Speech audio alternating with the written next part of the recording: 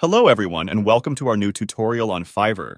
Fiverr, a fantastic platform for beginners looking to make extra money online. First, sign up to create an account.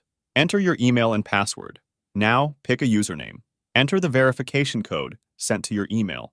Now select your type according to your liking. State your experience and you are almost done. Complete your seller profile by filling in all the necessary details. Choose the skills that you want to sell, and other details like education and certification. In the dashboard now, you will make your first gig. Give your gig a title. Select category and subcategory and add tags. Hit save and continue. Now decide on pricing. There are 3 packages of your service that you can sell: basic, standard, and premium. Add different services and perks for different categories.